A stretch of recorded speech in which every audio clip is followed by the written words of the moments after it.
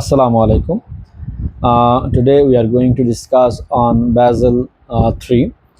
Before proceed, it is very relevant and very important to get some recap of historical background of Basel. Basel Committee on Banking Supervision (BCBS) formulated this Basel Accord. It is a voluntary accord. It is not mandatory for the respective countries. And in 90s, in the era of 90s, you know that the emergence of globalizations and free market economy and global trade and commerce emancipated rapidly. For example, if you consider current situation in Bangladesh, like garment sector in Bangladesh, and they are exporting huge amount of garments products to European Union, to US market. So as a buyer, a European buyer, suppose he wants to pay in advance to Bangladeshi garments manufacturer to produce his goods. So in that case, he wants to see that a Bangladeshi bank guarantee.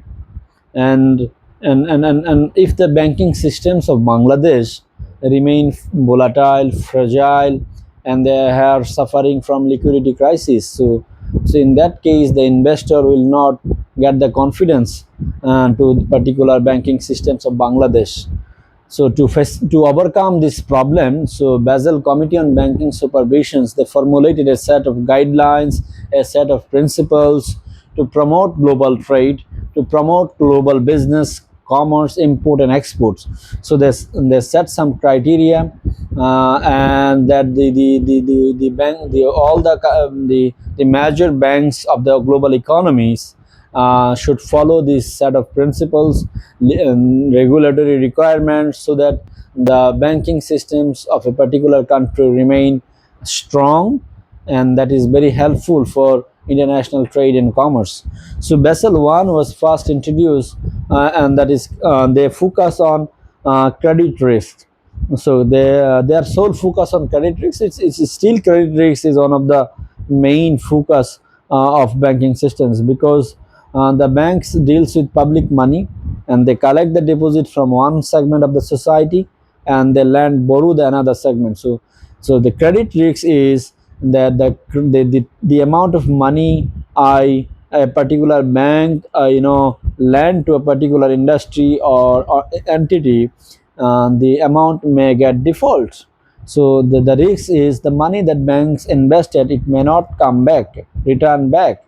So this is the credit risk in simple terms. So Basel I solely focused on credit risks. To address credit risks, Basel introduced and they advised that the banking system, the banks must ensure minimum capital adequacy to address the credit risks, the risk that is coming out of non-payment of the borrower, and the bank should have some sort of capital reserve so that they can absorb this kind of credit problem.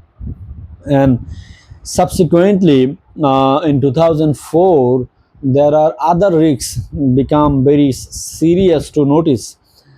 Suppose operational risks and market risks.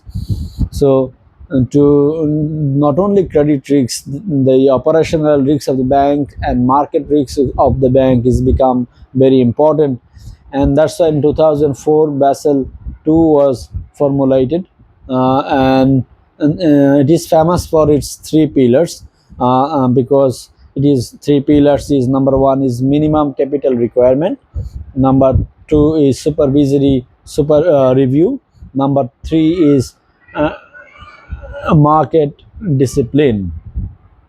So these three pillars is considered as more comprehensive and more proactive and more sophisticated Basel Accord, because it covers minimum capital requirement criteria, it covers operational risks, it covers credit risk, it covers market risk. So it's a more or less it covered the basic risks of a banks, so that the banking systems remain very viable and to facilitate global trade and commerce.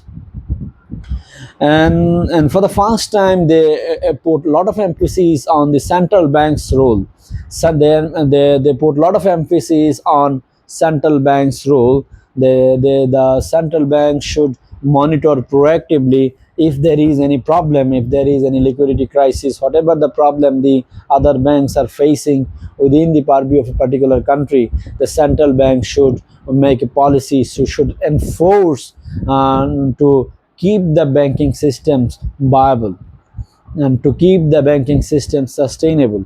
Number one, minimum capital requirement to to to to make the banking systems stronger against economic stress and against economic shock, to make banking system resilient against economic shock, economic loss.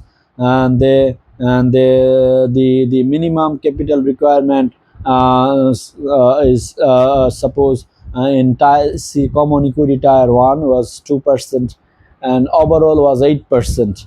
And in Basel II, the second pillar is supervisory review. As I mentioned earlier, and the central bank's roles becomes very dominant.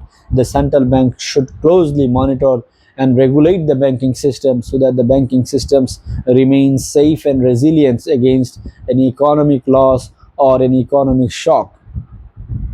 In 2008, because of 2007 to 2008, we know the global recessions, and the banking committee on Basel Committee on Banking Supervision (BCBS) realized that after 2008 economic crisis and global economic recessions, they realized that the only minimum capital requirement and supervisory review and market risks, that I skipped. Market risks or discipline means the banking. They are now, in some extent, there are some banks which they do not disclose the actual facts, actual data of their financial health.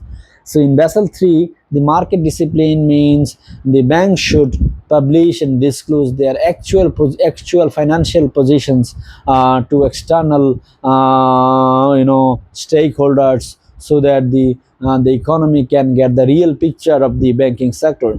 So the market discipline is very important, because proper and accurate disclosure of data and financial health is very important for the supervisions of the banks. After that, Basel III was enacted, and Basel III in 2008 came into play.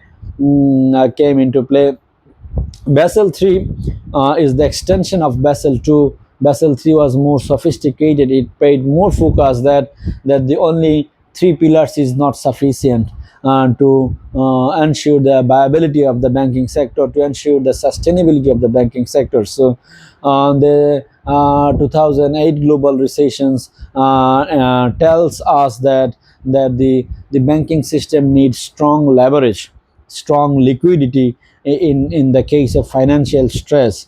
So this is very much relevant in the Bangladeshi current situations. You all know that the banking sectors, many banks are facing liquidity crises, and their leverage is highly leveraged banks. They suppose their capital, their total asset is 100, they are investing 105. So these are highly leveraged banks. So they cannot, in that scenario we have seen, they are not able to honor the depositors' money, and they are not able to pay depositors' money back. So Basel III focuses on not only they also the minimum capital, the core capital amount should be raised from 2.5% to 4.5%, and tier 1 capital should be raised to 6%.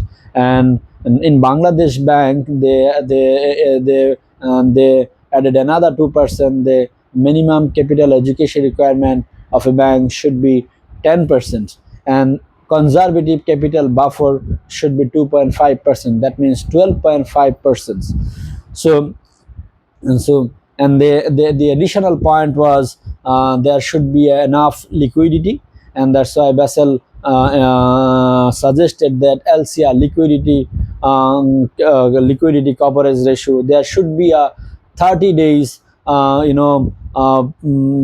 liquidity for a particular bank should maintain minimum 30 days liquidity coverage in case of financial shocks, in case of financial stress. And that's why another metrics they have introduced, net stable funding ratio. This is also important for long term financial coverage in case of economic shock. So Basel III is very much important in the context of Bangladesh. So and they suggested standardized approach of risks or risk weighted assets, and as we all know that risk weighted assets should be calculated as per external credit rating agencies rating. So that these are all mechanisms are formulated to ensure that in case of financial stress, in case of financial shocks, banks remain sustainable. Banks should not be bankrupt, because to facilitate international trade and commerce, facilitate free market economy, and facilitate a country's particular country's economy should be vibrant. A particular country's banking sector should be vibrant, resilient, and sustainable. And that's why Basel 2, 1, 2, and 3 formulated. So this is a macro level decision making process, I think. And